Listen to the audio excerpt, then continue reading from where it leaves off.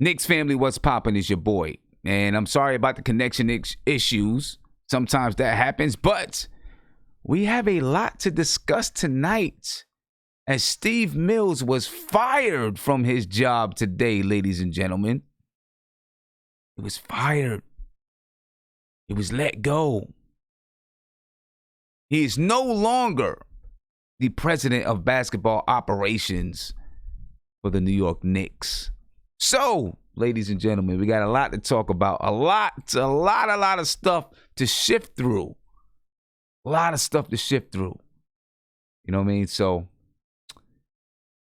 let's get with it, ladies and gentlemen. Let's get with it. I got my man Mark in the chat. Pretty sure we're going to have a lot of people that want to call in and all that good stuff. So, we're going to get this thing popping and on the road. I got you, ladies and gentlemen. You got something to say about it? You got some feelings to spit? I got you. Let's get it.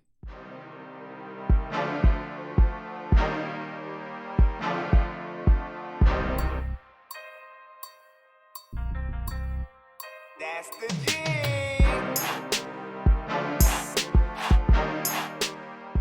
All right, ladies and gentlemen. You've heard the news all day long, and there's been a lot of stuff, a lot of rumors, a lot of things flying around about the New York Knicks, about Steve Mills, about Scott Perry, about Masai Ujiri, about all kinds of stuff. And we're gonna get into everything. Before we do that, though, we're just gonna I just want to know your initial reactions. You know what I'm saying? I want to get everybody's initial reactions to this event and how you're feeling about it. Some people are celebrating. Some people took their wives out to dinner. You haven't done that in 5 years. Took your wife out to dinner. All that kind of stuff. You know what I'm saying? So we're gonna get into it and have some fun with it, man. Because we got a lot of stuff to talk about. So I'm gonna start with my man Guillermo, who just joined us. You know what I'm saying? Because Guillermo was actually the first person that I had a conversation with this morning when it happened. First person. Well, actually, he wasn't the first person. He was the first fan that I had a conversation with when it happened. You know what I'm saying? So, Guillermo, give me 1 second, because I think I got to fix your audio up here. Because when you started talking, I didn't hear you. Oh, maybe you got yourself muted. Or maybe I got you muted. Say something, Guillermo. Can you hear me? Yeah, there we go. I got you loud and clear. All right, Guillermo. What's going on, man? Because you're the first person that I spoke to this morning after I got the news. It was crazy. It was crazy, man. I'll say this, man. This is a joyous day. Steve Mills was terrible. He was inept. What we were discussing, I mean, now you're hearing the floodgates open up for Marcus Morris in terms of people wanting to trade for him, and that comes from Steve Mills. You're talking about a guy. We're gonna get to that. We're gonna get to that. Let's not. Don't overstep. We're gonna get to all of that. I just want to know your initial reaction, okay. I'm sorry, man. my bad. Because check this out. Yeah, see, I know everybody's ready to go ahead and dive right into it face first. But check it out. So, I got a text earlier today from somebody that said it was about 11:20. Said Steve Mills is fired. And I was like, what? For real? And honestly, I'm telling you the truth. I'm telling you the God's honest truth, ladies and gentlemen. Guillermo can vouch for me here. Guillermo can vouch for me. And I said, really? And after that, I said to Guillermo, I said, don't tell nobody, but something might be going down. Something might be going down. And Guillermo was like, yo, Sim, I'm about to cry. And I was like, don't cry yet, because I don't know if it's really going down. I'm just telling you something might be going down. You know what I'm saying? And when I finally got the text that confirmed it, then Bleacher Report came out with it, and a whole bunch of people came out with it.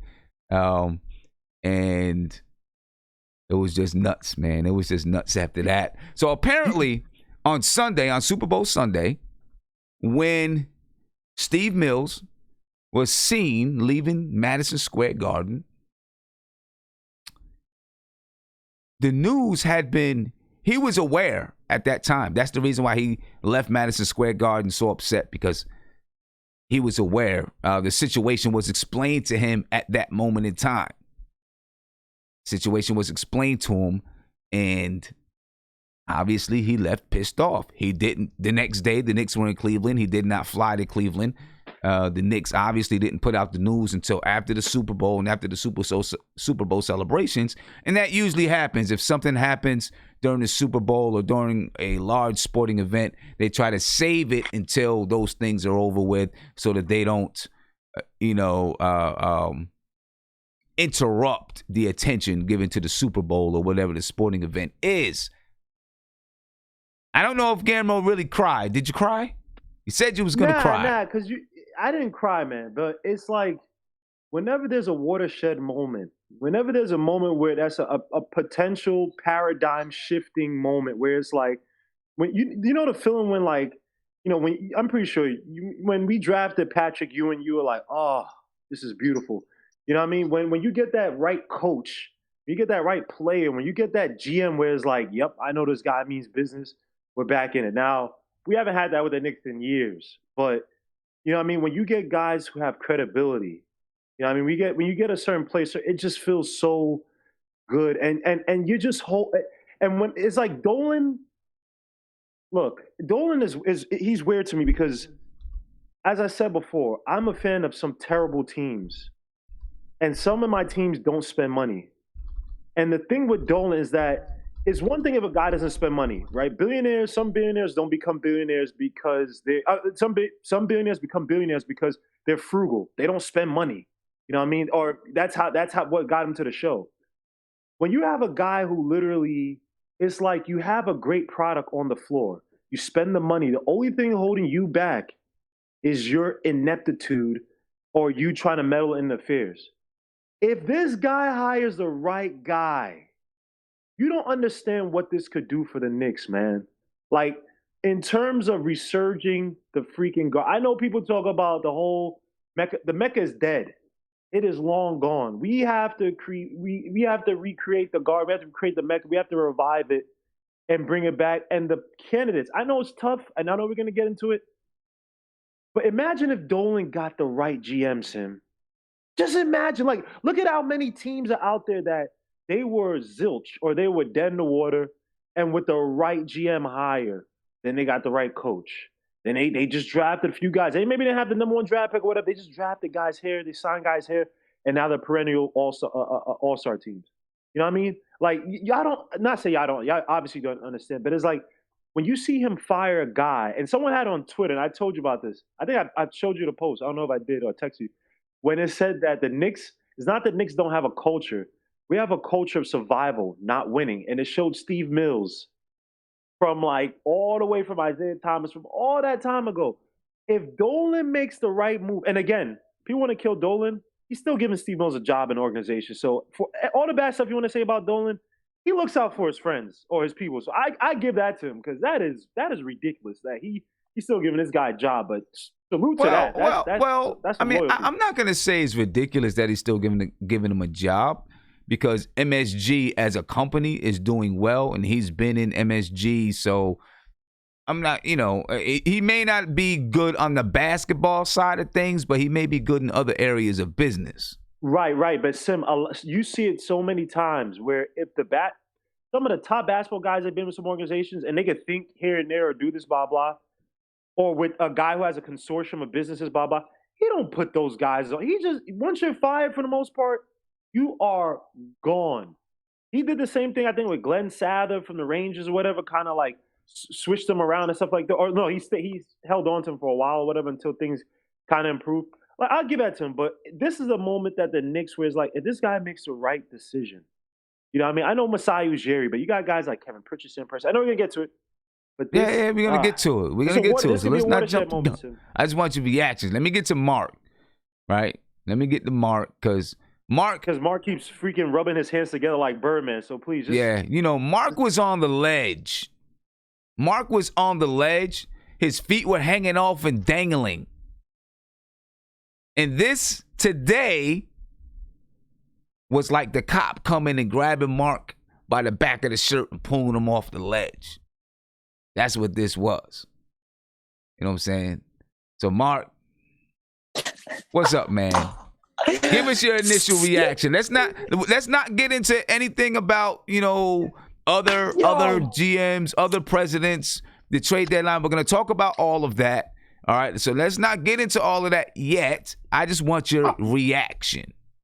I work hard for what happened today. I work hard for what happened. You worked hard for it. Me.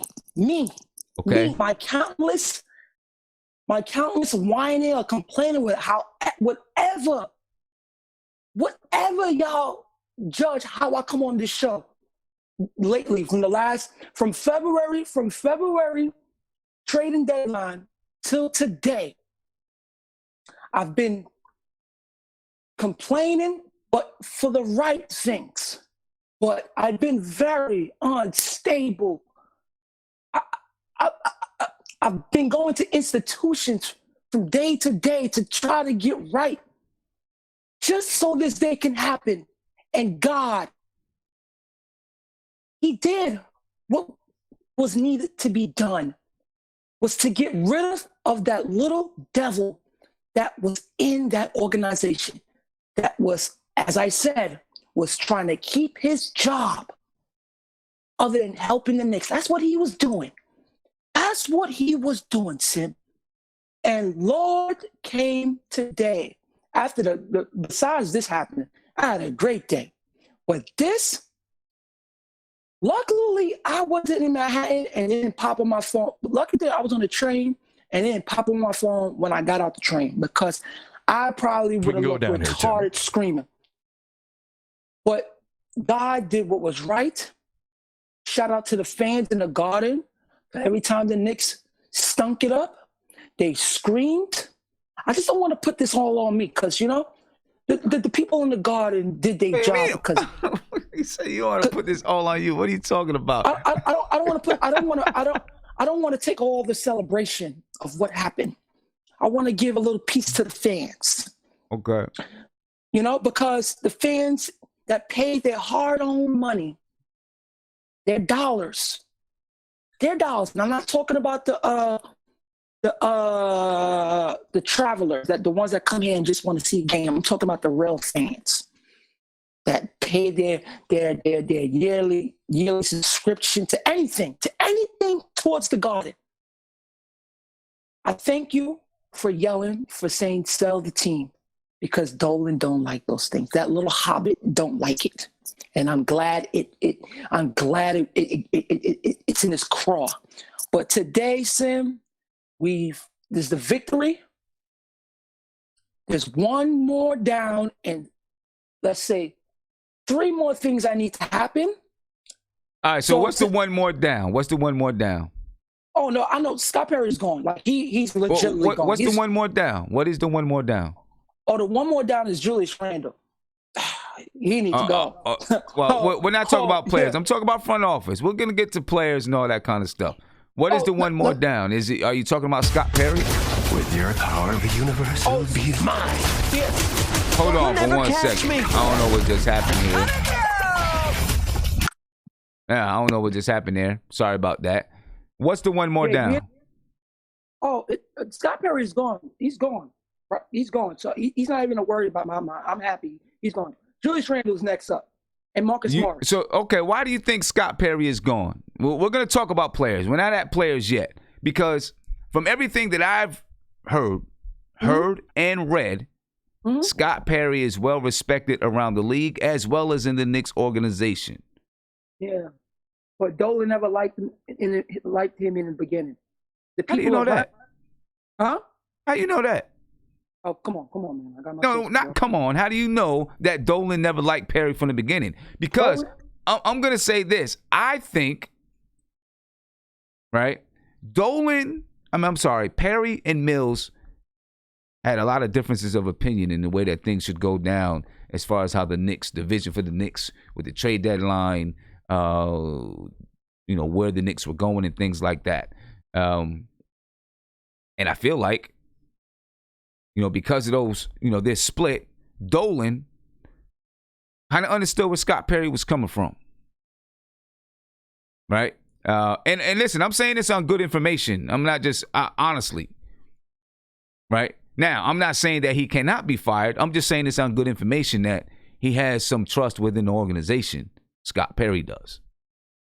You know, I'm not willing to say right now that he's definitely going to be gone. Obviously, if a new president comes in and James Dolan definitely gives that person full autonomy, then he may choose to move Scott Perry. We will see. But right now, I would say that Scott Perry has some respect within the organization, and he may not be moving or going anywhere. Now, my fear is that Scott Perry becomes the new Steve Mills. That's my fear. Right? I don't want him to become the new Steve Mills. I don't want him to become James Dolan's eyes and ears. But I'm just saying right now, and you probably read it from different Adrian Wojnarowski and other people, you know, that Scott Perry, you know, might have some ins in the organization right now because he's built up some trust and people believe in what he's done, you know, and believe in him as a GM. But go ahead, Mark. I was saying, with him, right? He's an interim president right now. They just need somebody to just hold that spot. But Dolan is looking to take the blueprint of what Golden State and what the Lakers is. So he's looking for. He wants Ujiri. That's going to happen. That's going to happen. And he wants an agent to deal with players.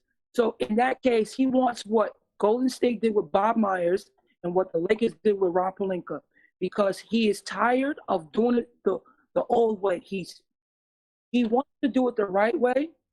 And guess who else is in his ear? Steve Stout. I've read the same reports that you're reading. You know what I'm saying? I listened to Stephen A. Smith as well. You know what I'm saying? About all of that. I still don't think that means Scott Perry is just out the door. I don't think it means that Scott Perry is just out the door. He's gone, and I can't believe you still have faith. Everybody has to go. Every single one of them. I don't care. We'll see. Let me get to Guillermo. Guillermo, go ahead. Yeah. Hey, I just want to chime in. I kind of agree with Mark that Perry might be gone because if you bring in a new GM, so they were talking about, I think these are kind of rumors right now, but obviously the big name is Masai Ujiri, and then they're talking about that agent, Montgomery, and they're possibly looking to guys who've never had basketball experience. I just find it hard to think that any new regime coming in, right? I think it's hard to pair them with a Perry. I just don't see that happening. I see any new GM basically want to bring his own brainchild, his own fingers, his own scouting team, and kind of come in and just watch anew. Because again, even though Perry wasn't necessarily the decision maker, because Steve Mills was so inept, I think he leaned heavily on Perry in regards to personnel decisions, right? Who to pick in the draft, obviously, guys assigned in free agency. So I think it was apparent in that sense. Now I think Mills did have some autonomy in regards to some of the stuff he probably pulled or pushed. He was kind of like the main face of the decisions, even though I think Perry was more of the brainchild when it comes to some of the more granular or tougher things. But I think whoever's coming here, they're gonna watch anew because again, you don't want your success or your failures to be married to anybody from the past regimes. And think about this: they let go of a guy who's been here since I don't even know when. You know what I mean? So, and Perry, don't get me wrong, Perry in every place he's been, he's never really been the head GM, which is unfortunate, right? He's never really had the chance to, I guess, prove himself. Even in this situation, he had to kind of answer to Mills. If that makes sense. He wasn't truly an all-powerful GM. So I think whoever's coming in, he's wiped out, man. And again, just like you just said with Steve Stout coming in, the fact that it seems like Dolan really wants to change the image of these Knicks, and he might just be cleaning house all throughout. So. Well, I mean, we'll see. I don't think he's going to clean house. He's going to leave it up to the person that he hires. Listen, everybody thought when Phil Jackson came in that Steve Mills was going to be gone. It did not happen. Yeah, but Phil Jackson's not a real GM. He knew he I wasn't mean, even a real GM. I'm just saying, you know, everybody still thought that it was possible that he would be gone. It did not happen. We'll see. You know what I'm saying? We'll see. I'm just not ready to say, you know, that he's automatically going to be gone. You know, especially, you know, he has this time right now to kind of become close with James Dolan, talk to James Dolan. You know, he has this time until, you know, a new guy is hired, and we'll see if Scott Perry is in on those interviews, because plenty of times, you know, your subordinate may be in on an interview. If you're going to be hired, Guillermo, to be the manager or supervisor or something, someone who's under you may be in on an interview. That happens. I've been on interviews with someone that may end up being my supervisor. That could happen. The only thing I'm scared about, though, Sim, we'll is see. that, remember when James Dolan, when he's talking about the coaching decision, right, in that ESPN article, he basically had no input on that, right? I just truly think that Dolan's trying to move away from that buddy system where, and first of all, if Perry somehow has to, I don't know what these guys do to prove themselves to Dolan. I'm kind of scared, but I mean, he can't fall for the okie doke where some guy's pleading. He has to, and I'm not saying he will, but he has to clean house. He has to clean. If he's talking about his image and all this other stuff, the best thing to do is hire the GM, the right GM, and let them bring that package and the package of scouting, personnel, everything. Right. Bring that to the Garden and stay away. Let them do this stuff. And when they win, you see. Celebrate. You know, we'll see how that works out. Because what if that GM says, "I like Scott Perry"? When was the last time you said that happened with? I want to use Phil Jackson. That's not really good. Phil Jackson's not wasn't a real GM, right? So, when was the last time you saw I guess you call him what, a head of basketball operations, the president? That's what you call him, the president, head of operations. When was the last situation in NBA where they kept the inherent or whatever GM, the existing GM? You know, I don't know all the, you know, who's hired what, when, and where. I'm just saying, I'm not just going to just say, you know, I'm just not going to just say, yeah, he's definitely going to be out. So, you know, I'll just, you know, I'll just leave it there. And we're going to come back to it, though. We're going to come back to it because I think there's a few questions, at least 3 big questions that we're going to be asking at looking at this firing. And I want to talk about those questions. And I'm going to get to some more fan reactions. Ladies and gentlemen, you can call. All right, give me a call, 516-405-2246, so we can hear how you feel about it. All right. But there's a few questions I think that we need to be asking right now or going to be answered soon enough. 3 big questions. Number 1, what happens at the deadline? I think that right there is a big question, an immediate question. Scott Perry is going to be handling whatever is happening at the deadline. All right, so what happens at the deadline? Who is Mills' replacement? And then, as we were just discussing, what happens to Scott Perry? I think these are the 3 questions that we have right now, 3 burning questions. Again, what happens at the deadline? Who is Steve Mills' replacement? And what happens to Scott Perry? Those are 3 burning questions that I think we're going to talk about. And we're obviously going to get the answer to those really soon. Right? The first question I want to get to, and I'm going to come to my man Light, who just joined us in the chat. The first question we're going to get to is, well, actually, I'll get to this caller. But what happens at the deadline? So I'm going to get to this caller, Light, and then I'm coming to you, all right?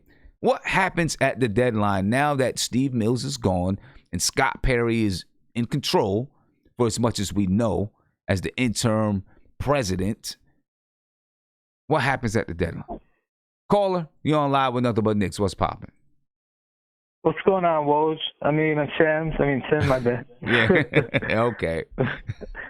I'm just good, give man. you credit for getting those, you know, when you said that the other night, I was just like, I got to give you credit for that. I appreciate that, You man. know. Thank you. Thank you. Thank And you. he said I was just like, you know, about Mills leaving mad. So good stuff, man.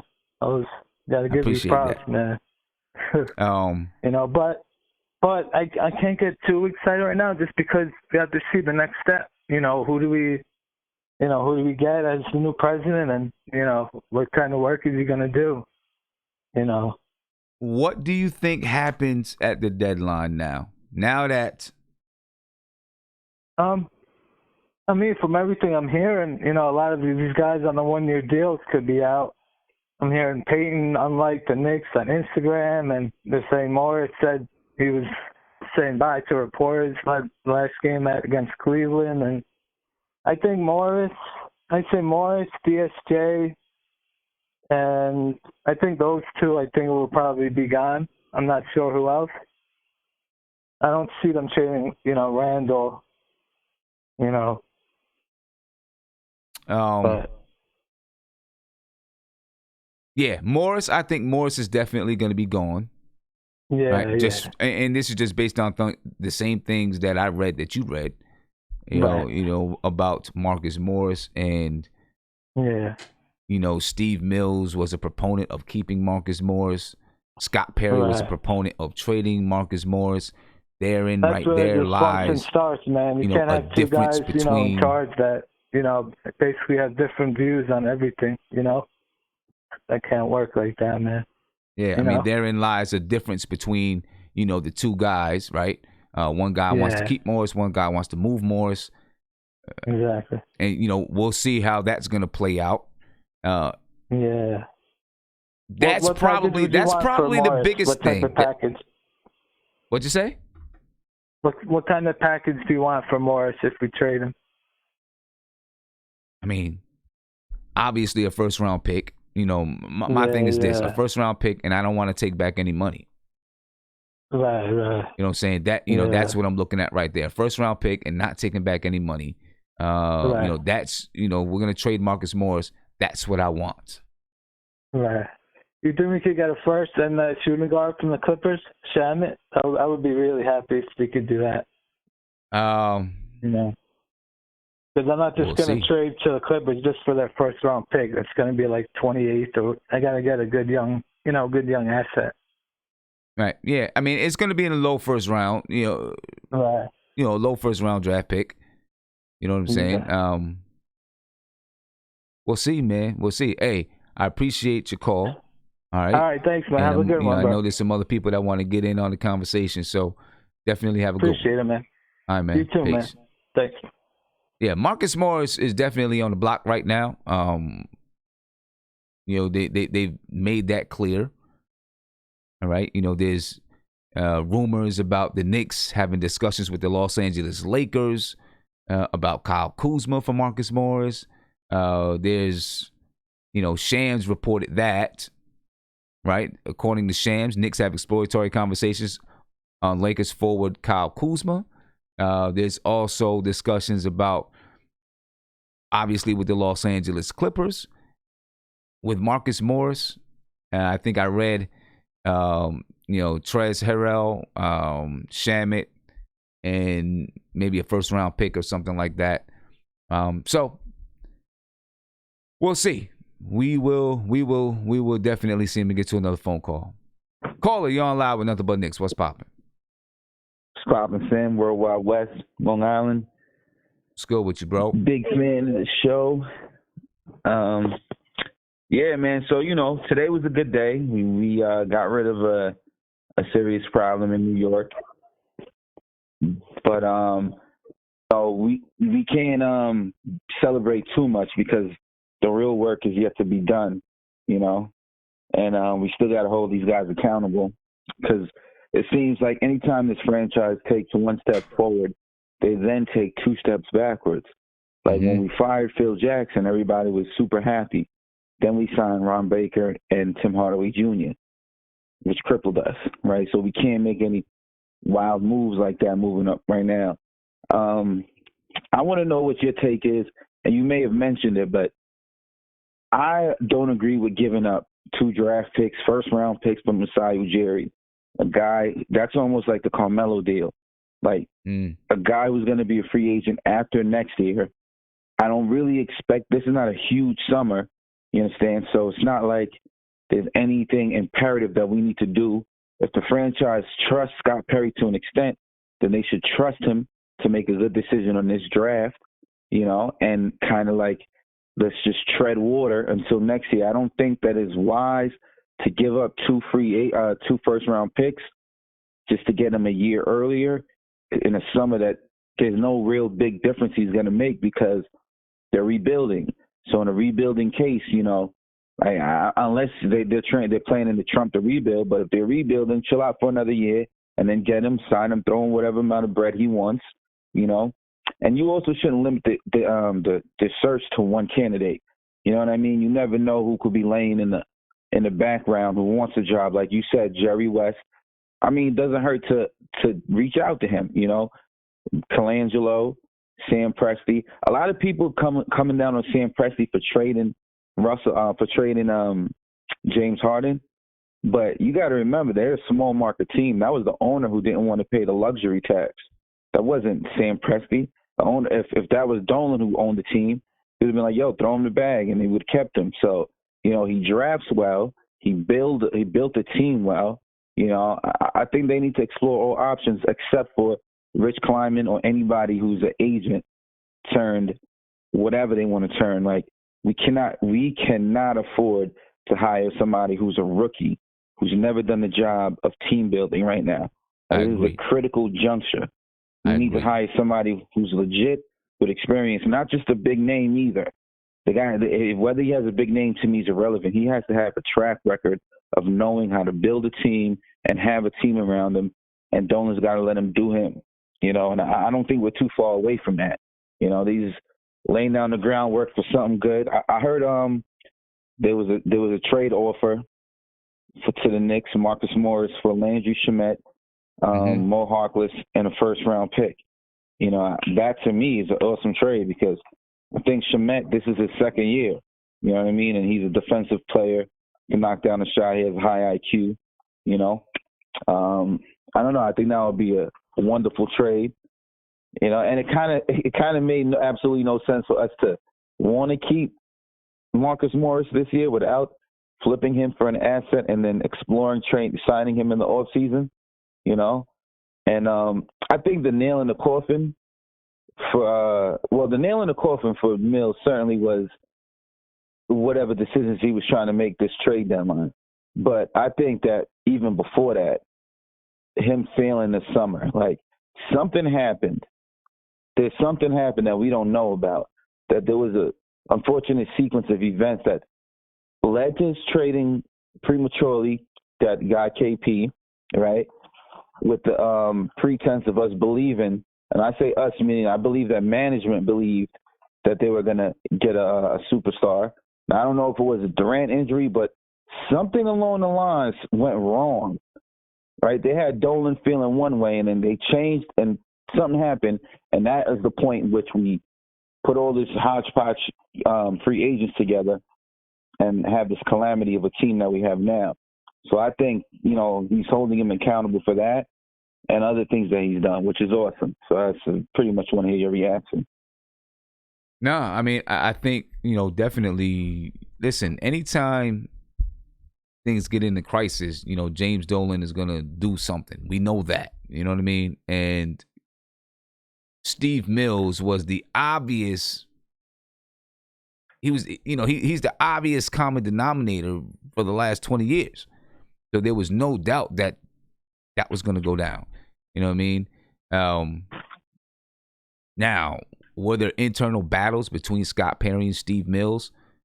Probably so.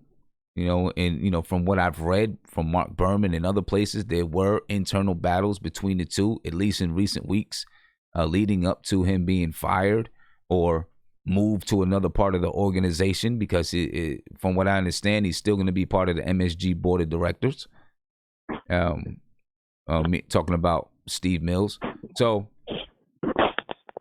I mean, James Dolan did the right thing in moving someone who's been a common denominator for so long. Now he's got to do the right thing. And I agree with you 100%.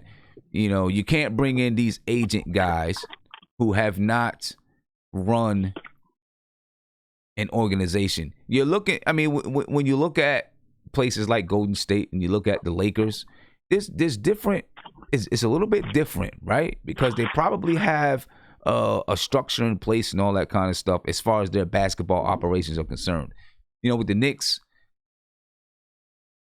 that person coming in is going to be restructuring everything. You would hope they're coming in to restructure the way everything looks and the way that everything works. So you need someone who has experience doing that and has a track record of changing the culture of an organization. You can't, he's tried. Listen, I'm going to give James Dolan some props, though. He's tried a lot of different things, right? He tried Phil Jackson. He tried going with Scott Perry and Steve Mills. He's tried Donnie Nelson, and he might have jumped. He probably jumped in the way of that with Donnie Nelson. He tried Isaiah. He's tried everything, it seems like. Throughout all of that, Steve Mills was a common denominator. So now he's trying something. Steve Mills and himself, right? Both common denominators. He's not removing himself. So he removes Steve Mills. So now he's got to bring in somebody. We thought that, Phil Jackson was going to have the autonomy. I don't know if he did or if he didn't, but with Steve Mills there and that being his best friend, one of his best friends, probably not. It is time for him to, just try someone that really does have a track record and just give it to that person and let that person do whatever they're going to do, whether it be hire the coach, fire Scott Perry, keep Scott Perry, whatever that person decides to do, let them do it. And sit back and just let it rock. Absolutely. I think that's exactly what he has to do at this point in time. I'm a little bit conflicted about giving up draft picks, like you're saying about for Masai Ujiri. In one hand, we see he did a great job with the Nuggets. Obviously, he took some chances, some good chances, some calculated chances, and got the Raptors to win the NBA championship. And now they're still good, even though their star player, one of the top 5 players in the league, left, and they're still one of the top teams in the Eastern Conference. So he does have that track record, and he's very, very, very, very good. I am still a little bit conflicted on, do I give up draft picks, though, to get him? I'm conflicted. I'm not sure. I've got to think about it a little bit. I'm not sure. Say that again? So especially if you could get him after next season. He's a free agent after next season. So you could tread water for 1 year, and you could tell him, like, listen, you're going to be taking over a situation that you're going to be coming into and probably having 2, first-round picks. This is after next year, summer of 2021. We'll have our first-round pick. We'll have Dallas's first-round pick. And listen, I know Dallas is looking good right now, and Luka's a force. But when you got Golden State Warriors coming back next year, that's dropping another team out of the playoffs. You're going to have the Pelicans stepping up, and you're going to have the Memphis on the rise, and Portland's going to make some moves. There's no guarantee that the Mavericks is going to make the playoffs. There's no guarantee. The West is going to be a juggernaut next year, and they can be one of those teams who win 48 games, 50 games, and not make the playoffs next year. So that first-round draft pick, man, that might be like we can't just reduce its value so soon. It might still be a valuable pick, So I want to hold on to that. And if you have that with Jerry coming in, you got that pick, you got our pick. That's more of a clean slate for him to do his magic with, instead of trading it and getting him, 12 months earlier for what? To still be in a rebuild, and that you've just lost another one of your assets that would have been helpful. That's just my point with my thought process. All right. Well, see, man, hey, I appreciate your call, bro. Definitely. Just one last thing. What do you think they're gonna do at the trade deadline now? What do you think? What do you think might happen, man? I think they're gonna trade. They're definitely gonna trade Morris. We're gonna secure a first round pick. We're definitely gonna trade Elfrid Payton. Because I know other teams want him. We're going with youth. I feel like because if you look at what Scott Perry did with the Kings. Now I know he was only there 1 year, but a year and a half. The first year they signed a couple of guys like Jordan Hill, was it? Not Jordan Hill. Hill, who ended up playing for the Cavs, and Zach Randolph to play in front of the dudes that they drafted, right? Then the second year, the idea was to let them spread their wings and fly. I feel like Scott Perry now wants to let these dudes, well, mainly R.J. Barrett, Kevin Knox, let them really play and see what they're about. I think it was Mills who was the one putting players in front of them, because at the end of the day, we lost the sight that we're in a rebuild. So yeah, I think that at the trade deadline, we're gonna get rid of some of these players. We're gonna have more activity than we expect. You know what I mean? Some of these players are gonna get waived, and some of them is gonna get traded. But I think we're gonna go all in the youth build. And I think the way that Perry has earned his credibility is that, like you said, you believe that there's been some arguing back and forth in good nature to try and make the best decision between Mills and Perry, right? I think the decisions that they went with that were Perry's ideas, most of them probably panned out. Like, let's say Mitchell Robinson, right? Let's say even Alonzo Trier, and then most of the decisions that Mills foresaw didn't work out. So now they're probably like, all right, well, this guy knows to an extent what he's talking about. He can recognize talent. So that, if he's saying that we should trade Marcus Morris, then he probably there's some legitimacy to it, So that's pretty much how I think that it's gonna go. All right, man. We'll see. We got 1 day. It's the 5th now. It's 12:25 a.m. It's the 5th now. We got 1 day. We'll see how this goes, man. I appreciate the call, Worldwide. I appreciate it, man. Always a pleasure, man. Love is love, man. Oh, one more thing, though. Yes, sir. My man's played for the Westchester Knicks. His name escapes me right now. You was talking about him the other day. With the beard. JJ Moore. He's not my man's, but we played in different leagues before. He comes to LA Fitness and ball with him out here in Long Island. He told me that Iggy is the truth. Like in practices, like, you know what I mean? Like Iggy be scraping everybody, using them. I know that's the G League, but he's telling me that boy got promised. You know what I mean? Wow. Okay. Hopefully, after the trade deadline, we get to see him, man. Yeah. Hopefully we get to see him. I'm excited about that.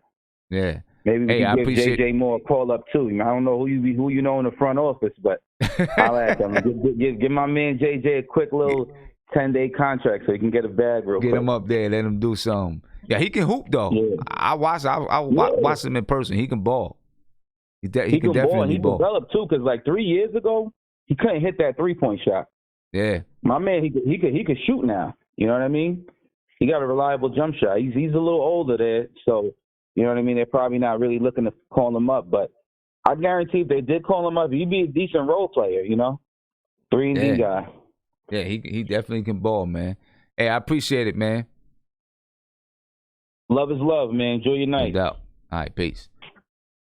Yeah, ladies and gentlemen, I want to know what you think, man. I'm coming to my man Light is in the video chat. I want to know what you think, Light. What do you think is going to happen now? I'm coming to you in just 1 second.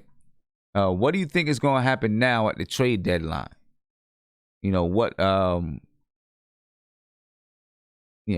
you think the Knicks going to do? What kind of moves do you think the Knicks might do now that we're at the trade deadline and there's no Steve Mills? Scott Perry's running the show. Light, what's good, man? What's good, man? How y'all doing? I'm good. I'm good. Yo, first and foremost, man, shouts to you for being first on the news, man. Like, it was like MTV News. You hear it here first. I appreciate that, man. When they announced the firing, I was like, look, Sim was on point.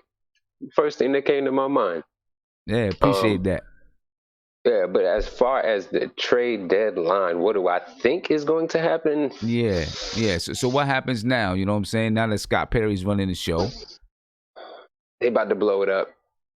They about to blow it up. If you love a teammate, if you love one of these guys on this team, send him his flowers now, because all bets are off. And that's just what it sounds like. I don't think anybody is safe anymore. And I think the players recognize it, all the reports and everything that's coming out. I mean, it's so hard to predict to me because I thought we had a handle on who was staying. I thought Marcus Morris was somebody they were committed to keeping because all the reports were saying that. And now there's reports saying they're shopping him. Trier's names come up. It feels like I've heard every player on our team's name come up. I've heard all kinds of stuff, man. I've heard people want Mitch. I haven't heard that we want to give him Mitch, but I've heard people want him. I've heard it all. So it's so hard to predict to me because our team, if nothing else, we're unpredictable. If you'd have told me yesterday, Steve Mills, well, I probably would have believed it because of Sunday and your report. But if you'd have told me on Friday that Steve Mills was going to be fired next week, I'd have told you, get out my face. But now he's gone. You know what I'm saying? Right. So it's super hard to try to predict anything. I just feel like we might have a whole new 15-man roster by Friday. And let me ask you this. Do you think that Frank Ntilikina is definitely gone? Do you think he's definitely gone? Because, Frank Ntilikina was not a Scott Perry guy. He was more a Steve Mills guy. That's true. Yeah, I do. And that makes me sad because I feel like Frank was finally starting to hit his stride and finally starting to find his aggressiveness. And that makes me sad because that's what we've been waiting on. We've been waiting for him to get consistent minutes and for him to take advantage of those minutes by being aggressive. And I feel like he was finally getting that, and he's gonna go to Golden State and learn how to shoot threes. So I think he's gone. I think Frank is gone. The guys I think are guaranteed to be gone is Frank, Portis, Morris. I think I think those three guys are absolutely gone because I think the value that they see in Morris on the trade block is too good for them to pass up. Yeah. So Well, see, I would hate for Frank to go, man. I really would hate for Frank to go, but I do feel like he's not a Scott Perry guy. He came under the Phil Jackson regime. He came under, obviously still Steve Mills was there. Same might be said for Damian Dotson. Damian Dotson came under that regime too. Yeah, I think Knox is going too, though. I really feel like that trade with Golden State where they want Knox and Frank and what have you, because I feel like Golden State is going to see that as their best option for this cap relief is taking that deal. Yeah. You think there's going to be any push for D'Lo? Any real push, significant push for D'Lo? From us? Yeah. Absolutely. I think that's the guy that they really want, which is so asinine to me because I didn't see this push for him when we had a chance to sign him. It just seems like we hustling backwards. But yeah, I think that's their, that's their white whale right now. They trying to get him to come over here. The perception being that that's what we need. We need that scoring point guard. So yeah, I think they're gonna try everything they can to get him, short of giving up RJ and Mitch. I feel like those are the only two guys that they're committed to trying to hold on to. Yeah, we'll see. I think they'll give him everything else. When the Knicks play the Orlando Magic, they play the Magic on Thursday. And I said last night, I guess it was, that could be a weird game because we don't know who's going to be on the Knicks. We don't know who might be on the Orlando Magic. The Orlando Magic is going to be be in any trades. You know what I mean? So, yeah, that could be four guys on them sidelines. Right. Ridiculous. RJ going to think he in the visitor locker room. We might be playing with a whole G League squad. Right, because they won't actually be able to be with their teams on that day, right? Right. They won't be able to be with their teams on that day. They've got to go through a physical and all that stuff. Yeah, so it'll just be... Now, let me ask this, right? Because one thing that I brought up a while back, and I think maybe Guillermo said what I'm about to say. The Knicks signed Kenny Wooten to a two-way deal, right? Right. Now, my opinion is that, and this is not a knock on Wooten. I think Wooten is going to be a tremendous player one day. But my thing is that there's there are players in the G League on the Westchester Knicks that have shown more, done more, were more important to the team, right? That I the just Knicks seen Ivan Rabb drop 30-something points the other night. Right. That the Knicks signed Kenny Wooten kind of because he was the name that was out there and all that kind of stuff. But is there a chance too that they signed him because I believe you can trade a two-way player? Yeah, that they signed him to trade him to the Golden State Warriors. Mm-hmm.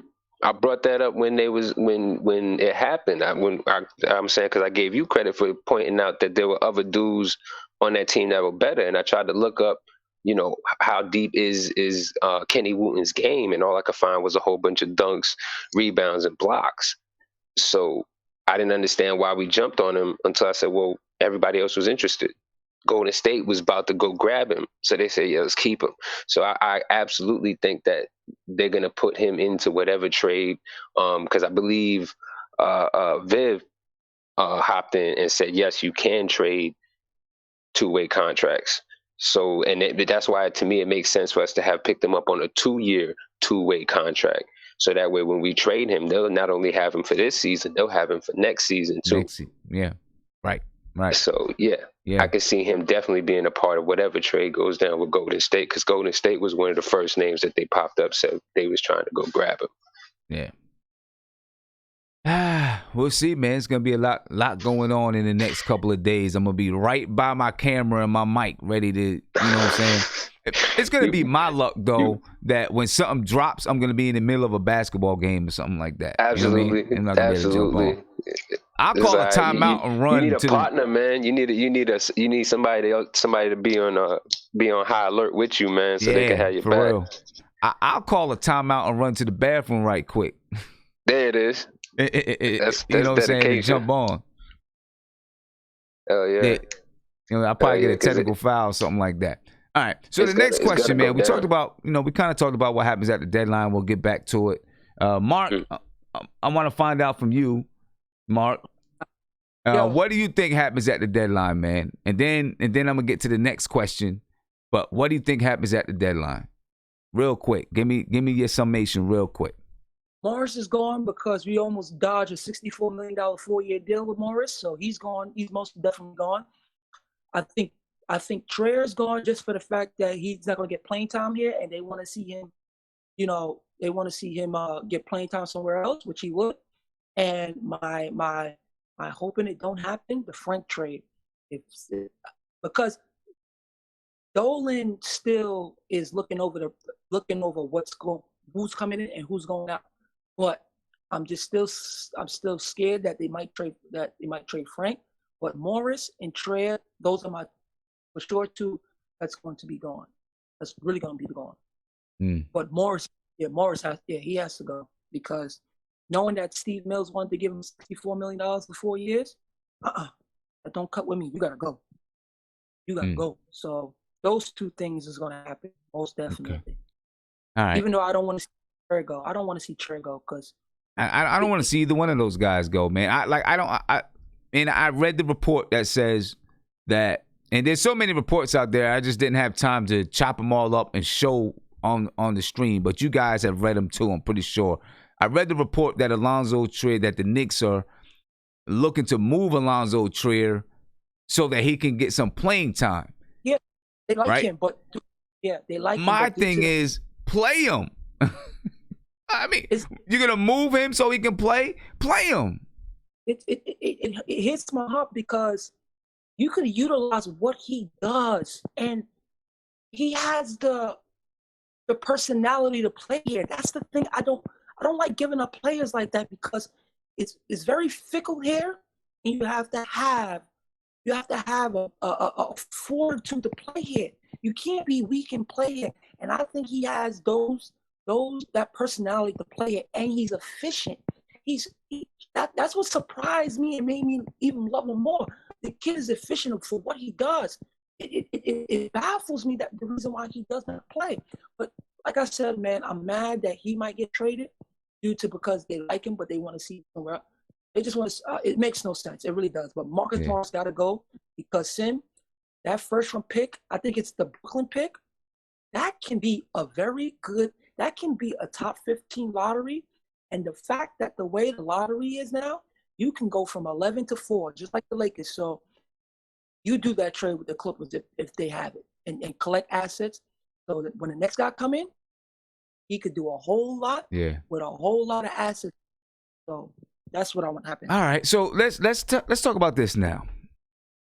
Let's talk about Mills' replacement. All right, let's get to that. Okay. Right? Who is going to replace Steve Mills? Because there's a lot of names out there. And Mark, I want you to listen to something. I want everybody to listen to something. Okay? There's a lot of names out there being mentioned as to who should replace Steve Mills. You know, there's a lot of rumors about this guy and that guy. There's rumors about, you know, according to Ramona Shelburne, like Mark was saying earlier, James Dolan is looking at the model that the Golden State Warriors have taken and that the Los Angeles Lakers have taken and bringing in an agent. But I want you to listen to Stephen A. Smith real quick. All right? And then let's talk about it, man. Who is going to be Steve Mills' replacement?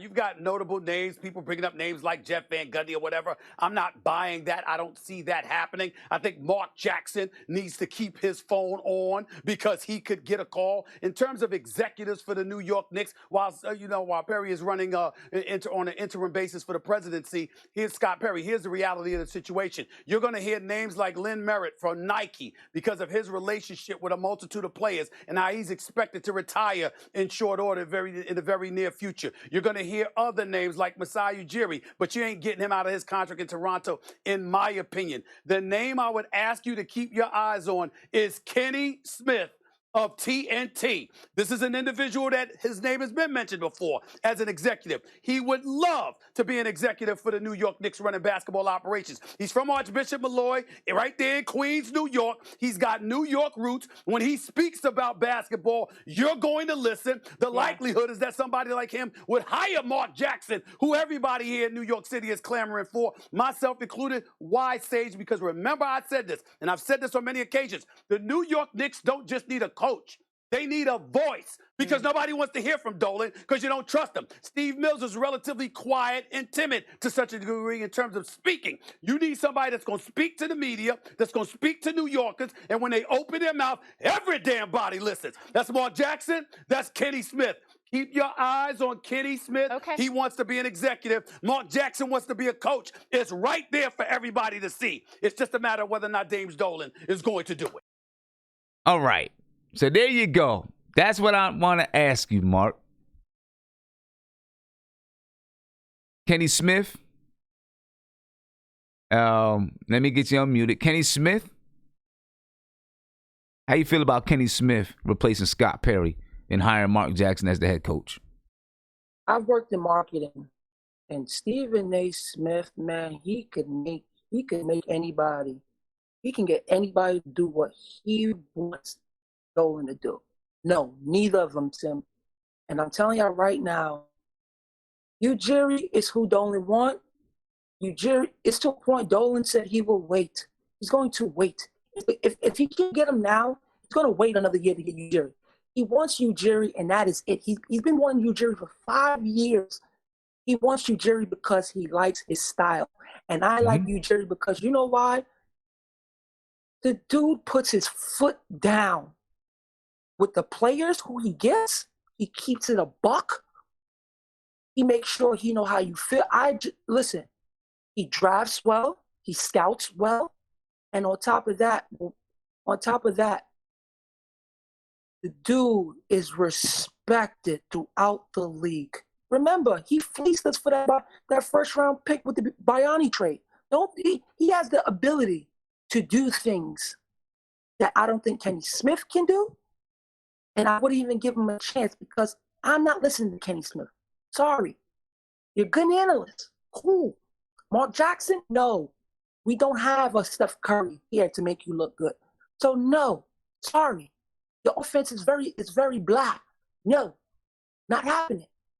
I want Ujiri, and Ujiri's it because he has the attitude and the fortitude that us fans can roll with him. That is the thing. We won't feel any type of way. We won't feel fickle. As soon as he walked through the door, Dolan is going to give him the autonomy of what Dolan wants it to look like now.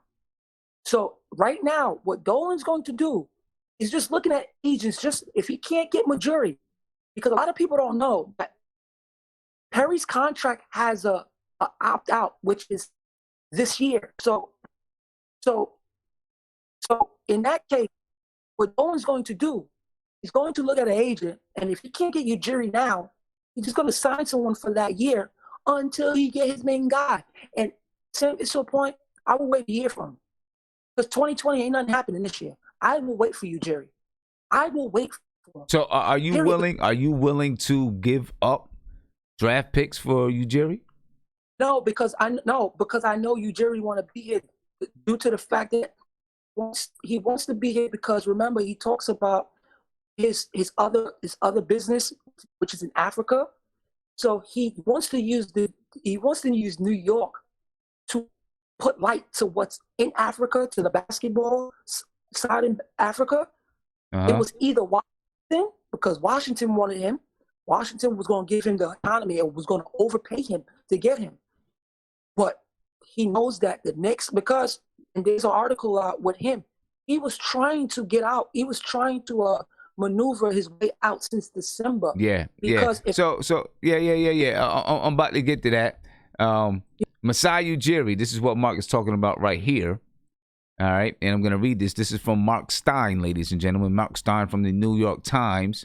According to Mark Stein, two longtime Ujiri watchers whom I trust deeply, this is Mark Stein now, for their reads on this situation have been telling me since December when the Knicks fired Coach David Fizdale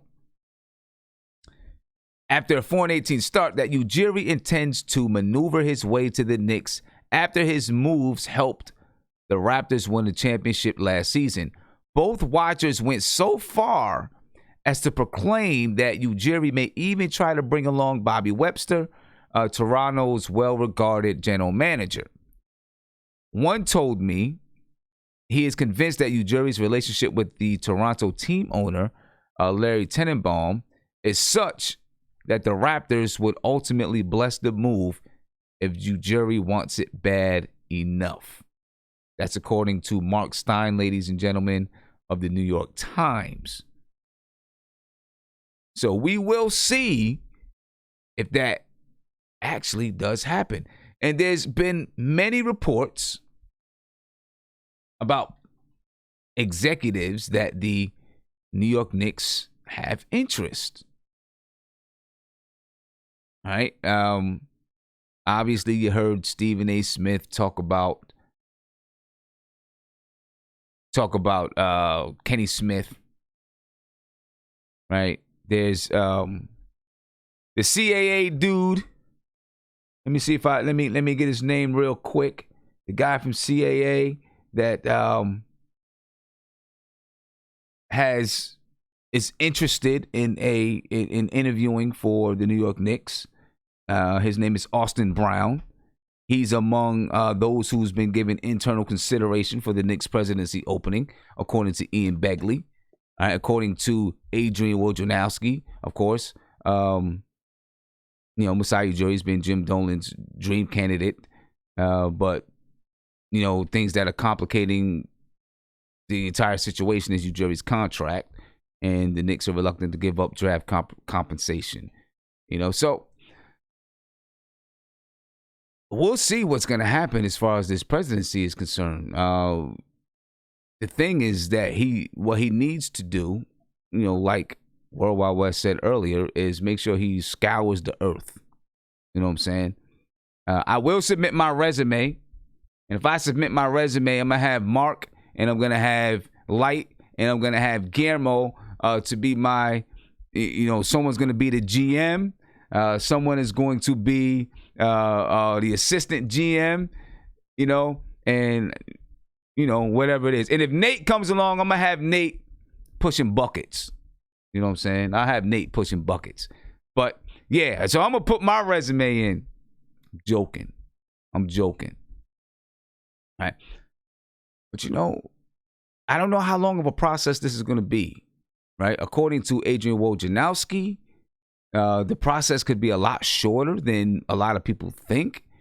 The Knicks have already put it out there for, resumes or whatever it is, or candidates to step forward that would like to take on this position. They've already began the hiring process. So according to Adrian Wojnarowski, it could go, faster than the amount of time that you would need to actually approach Masai Ujiri. I'm sure he's already gotten word to him and had some kind of discussions about it. You know what I mean? I don't know, bro. Let's see. Guillermo? Yeah, I got a little rant of my own, man. First of all, Stephen A. Smith doesn't know anything, so he's just putting out names and screaming, and he's putting out his friend's name, right? So this is the same buddies, yeah. This is the same Kenny Smith that wanted to be a coach, and now he wants to be a GM. So he's just basically feeding to get into the league, and he really has no credentials outside. I mean, he used to play, but he has. I don't think he's been in the coaching ranks. He hasn't been in the GM exec ranks, whatever, right?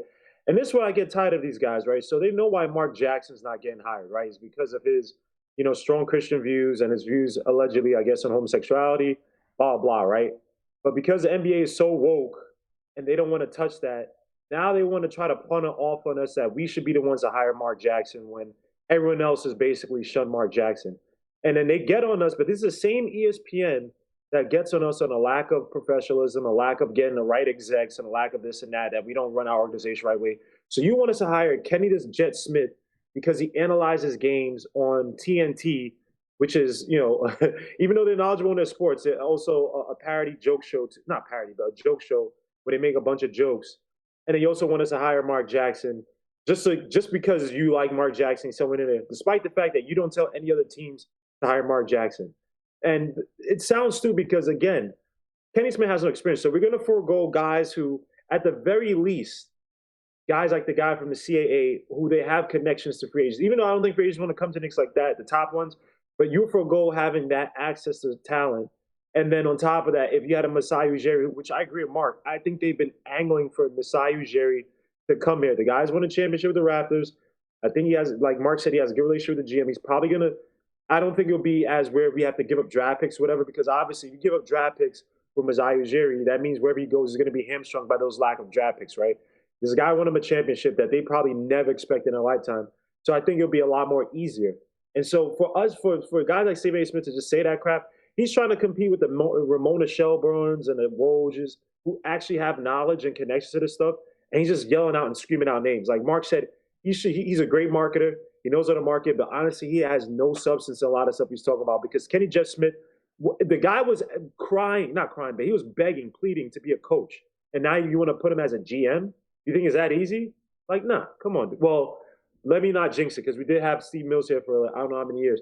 But if we're on a new path to trying to change up, hell no to Kenny Smith. And Stephen A. just sit down and scream about something. Scream about the Super Bowl that just happened. You don't know what he's talking about, man. Yeah.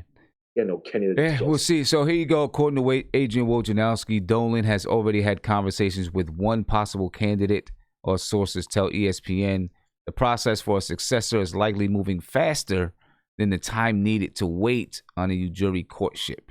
So let me get to a couple phone calls, guys, and I'll be back. Caller, you're on live with Nothing But Knicks. What's poppin'? Hey, Finn. I'm going to teach you the chat. I understand that what the chat is saying about Kenny Smith. But if you look at it, Mark Jackson has a winning record.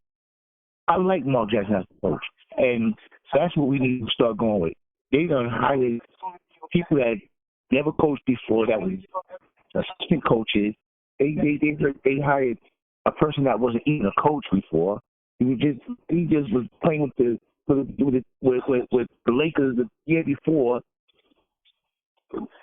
I understand Mark Jackson has his views, but when they bring him in, listen, keep your views to yourself.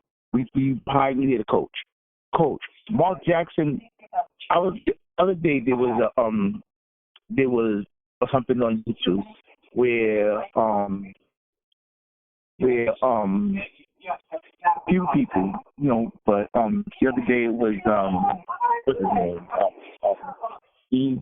That's the thing. My man, I'm having a real hard time hearing you, my man. Do me a favor. Call me back, if you can get a clearer line, because I'm having a real hard time hearing what hearing what you were saying and understand that. Couldn't even really make it out. All right, I have a hard time making it out. But look, just to kind of sum up this whole thing as far as who he should hire. My mind draws to Masai Ujiri. Do I want to give up draft picks for him? I don't know. Sam Presti, yes. I'm intrigued about a guy like Sam Presti because he's been there, done that. He's developed. He's put together a strong organization over there in OKC. I want to see guys like that. You know what I'm saying? I want to see guys like that in the New York Knicks front office. That's what I want to see. Like I said it before. I said it a couple of streams ago. If I'm Phil Jackson, if I'm James Dolan, I throw money. I throw all kinds of money. I guess to get Jerry West, you probably got to give up draft picks too. But if I could get Jerry West, bro, I would love to have Jerry West running the Knicks organization. And I would love to have Jerry West over Masai Ujiri, over Sam Presti. That's my opinion. You know what I'm saying? And the reason why I say that is because he's done it time and time and time and time again. His connections run so deep in the NBA. So deep in the NBA because of who he is and how long he's been with the NBA. The connections that he has is just uncanny. I don't think there can be another person running your basketball operations that has the type of connections, basketball knowledge, an evaluator of talent than Jerry West. I just don't think. Now, he probably wouldn't even leave. He probably wouldn't leave, LA. But it doesn't stop you from saying, hey, Jerry, would you think about coming to the Knicks? Would you think about it? Would you think about it? Jerry West, man, that's the guy for me that I am really, really intrigued with. I know it's a super duper long shot, right? Super duper duper long shot, but that's the guy that I'm really intrigued with, Jerry West. Light, I'm gonna come to you, man. I want to know from you what do you think about this? If we don't start winning games. Hey, Light, my man, Light, you there? Can you hear me? Yeah, I'm here. What's up? Yeah, what do you think about the front office? Who should replace Mills, man? Ooh, who should replace Mills? Who would you like to see replacing Mills? I think I want what everybody else want. I want the savior. I want Masai Ujiri. But I don't believe that that's gonna happen. I just don't feel like we could do it. I'm with Mark. I'd let Scott Perry stay right where he's at until I can get Masai Ujiri to come over. You just sit there, don't touch nothing, don't answer no phones, don't let nobody in. Just sit there and just wait. Keep the seat warm, be quiet. That would be my instruction to him until I can get Masai Ujiri to come over here. Yeah, okay. That's what I would want. So, what do you think happens to Scott Perry? What, once we find a president, be it Masai or whoever they pull in? Either now, we know for the interim, he's here for the interim. Who knows what kind of discussions. James Dolan had to have some kind of discussions with him, right? Yeah. To say, listen, either he said to him, one of three things. We're going to leave it up to the new president. Mm-hmm. You're definitely gone, or don't worry, I got you. That's one of three things he said to him, right? He said, don't worry, I got you. You'll be here. He might have said, we're going to leave it up to the new president, or he might have said, listen, you got this for the interim. I'm going to give you this amount of time to figure out what you're gonna do, but you're gonna be gone after such and such date. You know what I'm saying? Honestly, One of three things that he could have said to him. I feel like because kind of like what we were saying before, I feel like Dolan is really driven by media narrative and fan scrutiny and all of that. I feel like he's in the process of really cleaning house. Okay. I think he's getting rid of everybody. So for long term, I don't think Scott Perry sticks around. I think he replaces Scott Perry. I think he replaces everybody who's in a suit is gone. And I think that's part of the reason why we're hearing about every player being available on trade, because I don't think that he's married to any of these dudes outside of RJ and Mitch, because that's the prevailing narrative, that the only guys worth keeping on our team are RJ and Mitch. Right. Because the one thing about Dolan that I think I agree with everyone's ideas on when it comes to basketball is he don't really know basketball. So he's going off of the narrative. And that's the scary thing about the Stephen A. Smith rant for me, is because when you're dealing with somebody who's always just driven by the noise in the room, and Stephen A. throws out something as ridiculous as let's go get knock-kneed Kenny Jett to come be our president, that's a problem. Because if he latches on to that idea, we in trouble. Yeah, that wouldn't be good. Who does Kenny Jett Smith get to coach the team if he's the president? Right. Charles Barkley. That's what I was about to say. We'll mess around and have Charles Barkley as the GM, the head coach, and Shaq as GM, Shaq as the coach, head coach. Yeah, what's the white dude in the middle? Reggie Miller be the shooting coach. Chris Webber be the big man coach. And they'll still be calling the games anyway. They'll still be calling the games. Right. Yeah, I think we was laughing stock before. Yeah, that'd be something. So then, all right. Is Dolan going to be involved in these trade deadline moves? Because if Scott Perry, right, everybody that's here in the video chat believes Scott Perry's eventually going to be gone, right? If Scott Perry is going to be gone, why trust him to make any moves at this trade deadline? Because Dolan's not a forward thinker. I mean, he let Phil Jackson draft and then fired him. So I don't know that he has the wherewithal to make those kind of decisions ahead of time and not wait till the wrong point to pull the trigger on those kind of decisions. Right. Why was Steve Mills fired now of all times? They said he was making phone calls yesterday, or not yesterday, but Saturday. He was calling people trying to make trades, and then Sunday he was fired. Like, where are you at with this? So, yeah, that's what I mean, you got Scott Perry now. If he's not gonna be here, it just wouldn't make any sense for him to make moves. Like, what besides internal motivation, what else would motivate him to make the right moves for the Knicks? The only thing that I can think of is that he's got to keep his reputation clean. Right. Self-preservation is the only thing he got left. He's got to be in there like some of these players we got who are on one-to-one contracts, who just got to look good enough to get a job elsewhere when this is over with. It'd be in his best interest to do something worthwhile with his last-ditch effort to save face. But I think his best move is to do nothing. You got to treat. I'm telling you, like I said, you got to treat these guys like you leaving the kid at home. Don't answer the door. Don't pick up the phone. Don't do nothing. Just sit there. Right. Just sit there. Yeah. So you look. Scott Perry has he doesn't have a guaranteed contract for next year. Right. Mm-hmm. So they could easily, he can easily let him.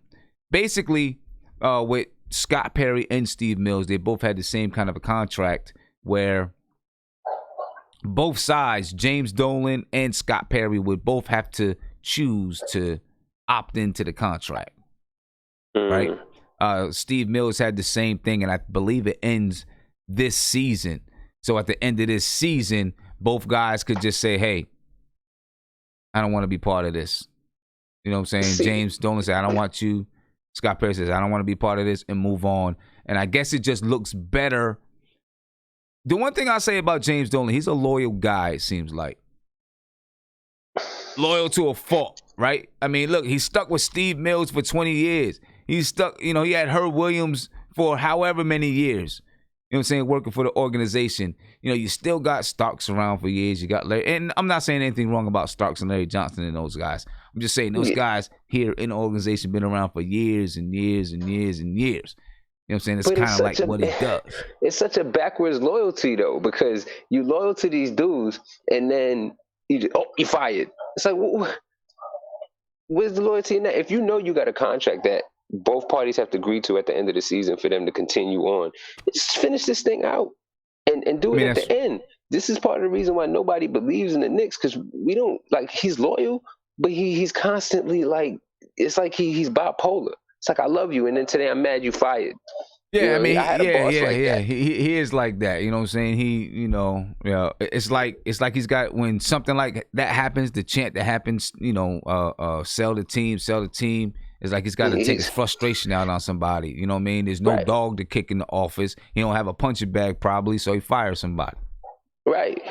Hence the press conference was clearly a direct result from him blowing up on them and say, you better get out there and do something to fix this. So they go out there and, what do we do? To call a press conference. You kidding me? It's a joke. Yeah. With friends like him, I don't need enemies, man. That's the worst kind of dude to have in your corner, because when it goes down, he's going to put a knife in your back. He does have this weird loyalty until, look at Isaiah Thomas. Mm-hmm. Still around. You know what I'm saying? Mm-hmm. So it's, he does, I guess if he considers you his friend, he's rocking with you until whenever. Steve Mills is still going to be in the organization, so he's still got a job. Nowhere. He ain't going nowhere. He's still getting paid. Probably still getting paid the same amount of money. Just moved into the board. You know what I'm saying? Straight up. Remember when Tommy was working in the white building? And he was like, nah, I work at the big white building across the street. Right. Same job. You know what I'm saying? Yeah, so, I don't know why. I guess he's just going to do that. He's just going to let, if he's going to be replaced, if Scott Perry's no longer going to be here, he's just going to let him live out his contract. It looks better for Scott Perry when you start talking about going out and getting a job. It just looks better for Scott Perry to say, hey, we finished out the contract. It wasn't working. Now I'm out, trying to get another job someplace. Scott Perry has a lot of respect throughout and across the league, so he'll get another job in basketball. Yeah. Steve Mills not getting another job anyplace else. He'll probably be working for Madison Square Garden for the rest of his life. He'll probably retire from Madison Square Garden. Yeah. You know what I'm saying? Yeah. He's an institution over there. I don't know why they believe in this dude so hard. What good has he done? Like, what is the gold star on his resume? The only thing I could say is, he's probably done things outside of basketball because, MSG is a corporation. You know what I mean? So, MSG, Madison Square Garden, owns the Knicks.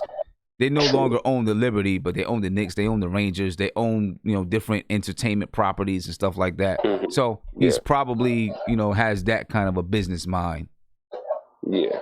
That where they would keep him within the MSG organization.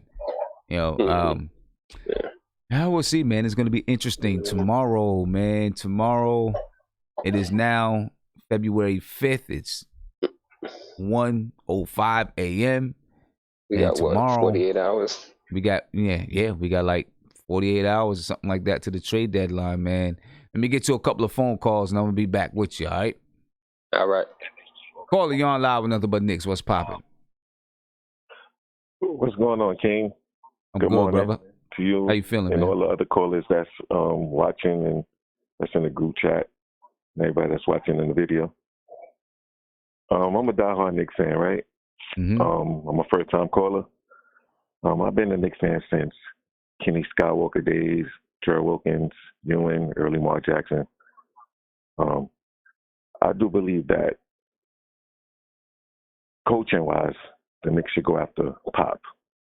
And I'm going to tell you why. The Spurs are not looking good right now, right? And we know James Dolan love to throw money around. And if they could get somebody like him to come and revamp that whole situation, get the players that he wanted to come play for him, I think that would take New York to a whole nother level. A lot of people ain't been mentioning Pop. The Spurs is horrible. So imagine him thinking about just becoming the coach of the Knicks. I don't ever hear nobody mention nothing about Pop coming to New York. Yeah. I mean, it might seem a little weird and awkward, but that's just my opinion. Yeah. I mean, and hire Pesty. I mean, if they hire Pesty as the president, and then Pesty got connections with Pop, I think that would be New York City is going to be, it'll put New York City on the map. You know, see, here's my Tim, only by thing. the way, you know, I appreciate you answering my call, but, you know, a lot of people have been talking about Pop, and I think he'd be great for New York, for the young players and free agents, even attracting free agents. That's another thing to think about, too. Yeah, you know, here's my only thing about Pop. That's about to, you know, be free soon, another year or two, so, you know, we never know. You never know. You know, Yeah. I know you talk about your Jerry and Wes, and Wes is another good pick too. I like that.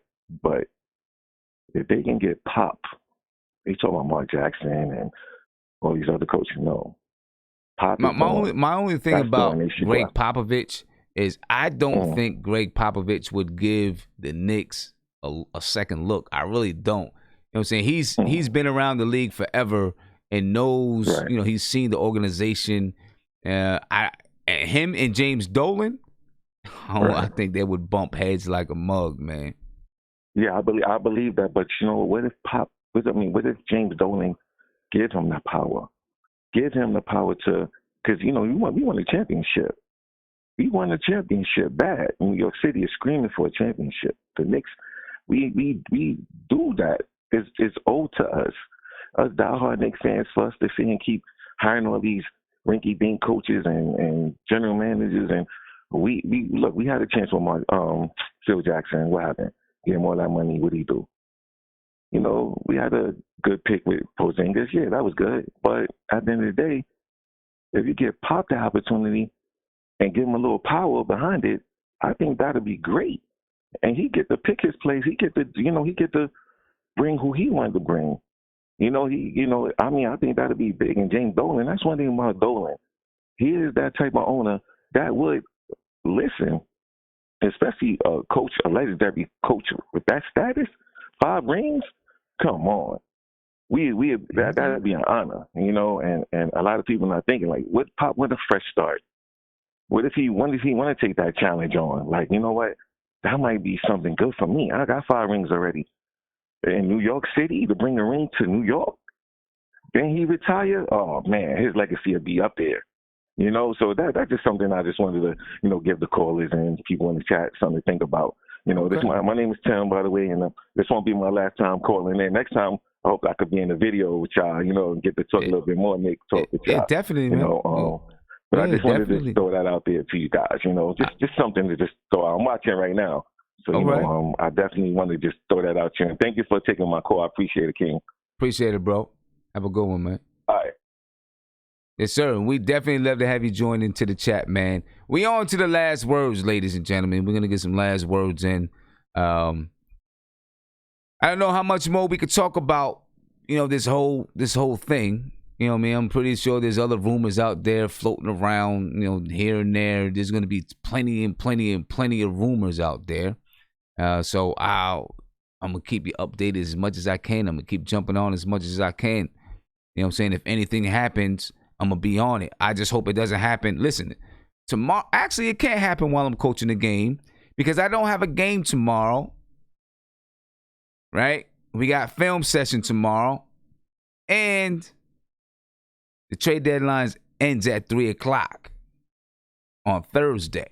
And we don't play again until Thursday night. So, yeah, we be straight. So I'm going to get some last words, man. Let me get to the guys in the chat. We get some last words in. I'm going to let you guys get to sleep, you know, so you can get up in the morning and get to work and watch Twitter all day. You know what I'm saying? All right. So let me get to some last words. Mark, I'm going to let you start us off, Mark.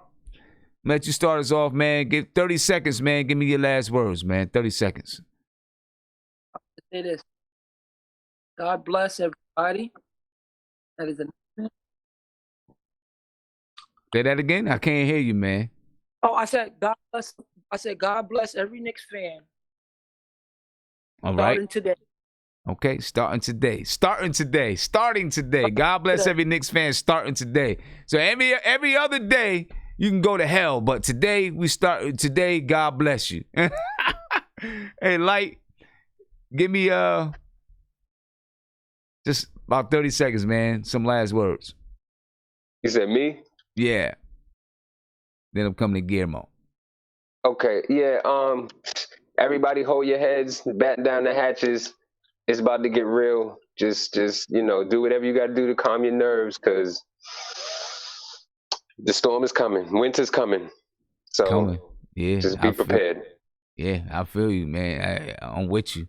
Guillermo, some last words. But before you get to that, remember I was talking to you earlier today about the game we had tonight, my girls. You guys won? We won. It was a tough game. They cheated a little bit. How'd that point guard do? She was good. She came in. She dropped the first 8 points of the game. Oh, she learned how to finish now. Oh, yeah, she learned how to finish. She dropped the first 8 points of the game. But see, little did they know is that we got a girl that can defend her. So when we first jumped out there, the girl that could defend her is the first time playing her. She had a little trouble finding her on defense. Once we got her in the groove, though, so she had 8 points in the first half. She only had 3 points in the second half. She made one basket and she hit a foul shot. Got you. All right, so we shut her down in the second half, but we were actually down at halftime by 6. And then we outscored them by 13 in the second half.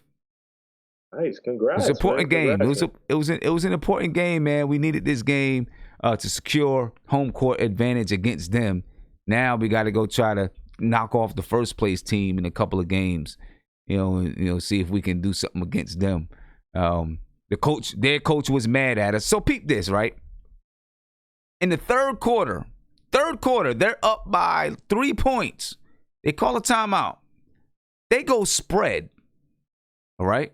They spread the floor out and have their ball handlers hold the ball in the corner so that we have to come out, obviously, clearly trying to waste clock. There's no shot clock in our league, right? Oh, clearly trying to waste clock. But, it's like, we coach. So we're like, okay, we need you to go out there, defend them, get just far enough so the ref starts counting, right? They dribble, they go in, they come back out. Eventually, they make a mistake. We get the ball back, score, whatever it is. We get into the fourth quarter. We got a 5-point lead. Their star player fouls out. Their best player fouls out because she makes some dumb moves, right? As a matter of fact, though, she actually fouled out twice because the first time she had 5 fouls, and then because they were the home team, the official book is what counts. And they said she only had 4 fouls, but she had 5 fouls. Wow. Right. She had 5 fouls, but they said she only had 4 fouls. I was like, okay, we see how you guys are doing it. And then the official, they wouldn't let us check the book either. The home team, they wouldn't let us compare the books. But anyway, she gets another foul. She fouls out. Right. So we get down. It's about 4 minutes left in the game. We hold the ball. Right. We're up 5. We hold the ball. You know what I'm saying? And they get mad. Now, see, the intention at first is we were going to spread it out. We said we're going to spread the ball out. We're going to make them come out and guard us, right? If they start to deny everybody so that we can't get a pass off, go to the basket and score. Or they're going to foul you. Right. Well, guess what they did, right? We spread the floor out. When one person had the ball, they had everybody helping in the paint. So it was easy for us to pass to another person. And then they close out, and then someone would help in the paint, then we pass back to another person. It was like, and so he got mad at us at the end of the game for holding the ball. For the same strategy he did. For the same strategy that he did in the third quarter. And so he came the same team that they had the bookies Cheap. Yeah. So he came up. He said, "Oh, so we don't play 4 quarters anymore? Like, what you talking about?" Wow. Oh. He said, "You held the ball at the end. Like, that's basketball. Like, that's basketball. We didn't complain when you did it. We just strategized on how we're gonna stop you from doing it. So you're gonna complain when we did it? They could have easily, because we had some bad free throw shooters on the floor. Because everybody's not a good free throw shooters. We got like 2 good free throw shooters, right? They could have easily said number 13 and number 3, deny them the ball. If they get the ball and they pass it out, deny them. Don't let them get the ball back. Once number 22 gets the ball, foul her. Put her to the line. She misses. We're going back to easy. They didn't foul. And they didn't deny. So, you got mad and complain. Oh, we'll see you in the playoffs. Like, yeah, we will. We'll be at home, too. We got our own bookies now, man. Yeah, so, but anyway, man. Congrats, man. Congrats. Appreciate it. And my daughter, she had 23 points and 8 rebounds, I think. She had a good night again. Of course, Sim fed her the ball. Now I don't feed her the ball. He basically said, "Look, if you guys don't pass my girl the ball, this is a senior year. She's trying to get into colleges, or is this a junior or senior? It's a senior year. This is a senior year. If we got scouts watching, if you guys don't pass her the ball, you guys ain't gonna get no playing time. And she may be graduating, but I'm gonna be the coach here next year." You know how you go, Sim. So man, I don't do that. As a matter of fact, sometimes she passes the ball when I'm like, yo, why did you pass that? As a matter of fact, she passed the ball one day to one of the players. People don't understand how little things can really change the game. We were up 20-19. We're on a fast break. We have a 3-point shooter open on the wing. My daughter's dribbling the ball up the floor. She passed. One girl's running up the middle of the floor, right? Mm-hmm. The clumsiest girl on the team. She passes to the clumsiest girl on the team with her back turned. I'm like, and I scream out, "No!" Of course, the ball hits her in the back. Turn it over. They come back to score the other way. They end up going on a 8-point run, an 8-1 run. And I'm telling them, I'm like, you got to understand your personnel. Can't just pass the ball to anybody. You got to know who can catch the ball, who's clumsy, who's going to trip and fall, and you got to get them the ball in a position where they can be successful. You had this girl wide open, our best 3-point shooter, wide open. The clumsy girl should have just stayed behind like, "Oh, I'm not in this play, man." I feel you. But Mark did make a good point. When you play with some crappy players in your team, no matter how hard you try sometimes, they mess up everything. So that clumsy girl should have just stayed back, should have tripped on herself before she got in. And then another play at the end of the third quarter, we're down 1 point, right? And they're trying to waste out the clock for the third quarter. They're going to take the last shot. We tell everybody, do not gamble. So sometimes we will tell them gamble. We'll say gamble everything, right? That means go for every steal. The ball's in the air. Zoom to it, try to get it. We said, don't gamble. She gambles for the ball. The girl goes past her. She pulls up for 3, hits it off the glass. We would have been down 1 going into the fourth quarter. We were down 4. Like, said, don't gamble. Little things like that can kill you. But we ended up winning anyway. So, but anyway, man, give some last words for the night. The last words, man. It's a joyous day, man. If Dolan finally turn a new leaf, hire the right people. If you got to wait for Masai Ujiri, like Mark said, wait a year. You wait that year out unless you get, a guy like Kevin Pritchard, Sam Presti. You don't get any of these agent guys, whoever were just trying to make a name for themselves. My team right now, the Mets, were suffering through that with a terrible Brody Van Wogen, whatever his damn name is. And by the way, the Wilpons sell the damn team. Do not mess us up. But, salute to you. And we'll be here to talk about more and more rumors. But again, celebrate. It's a joyous day, man. I'm happy that this guy is out, man. And hopefully we get all the Deadwood out. Okay. Yeah, no doubt. Do you want to leave Mark on a cliffhanger tonight?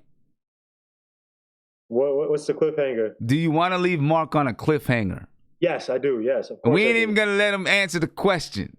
We're gonna make him wait until another day.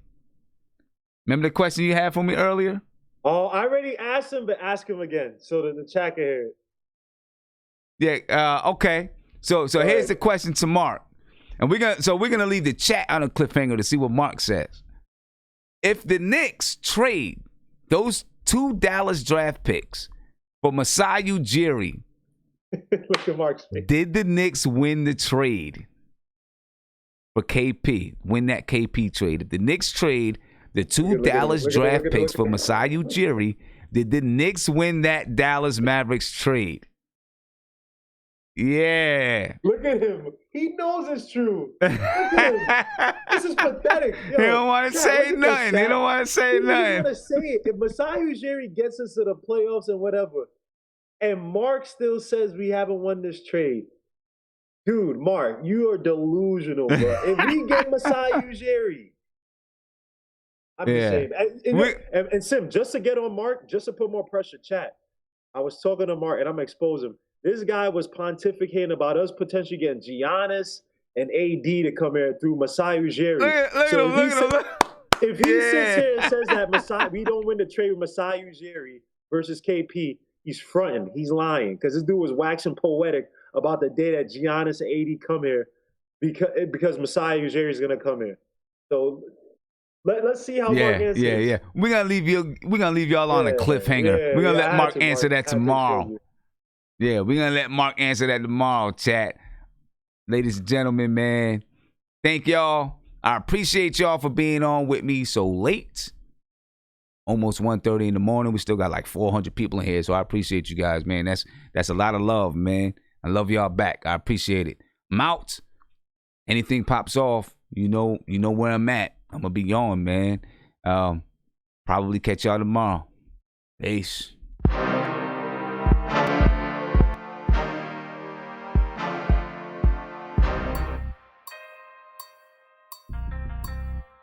That's the G.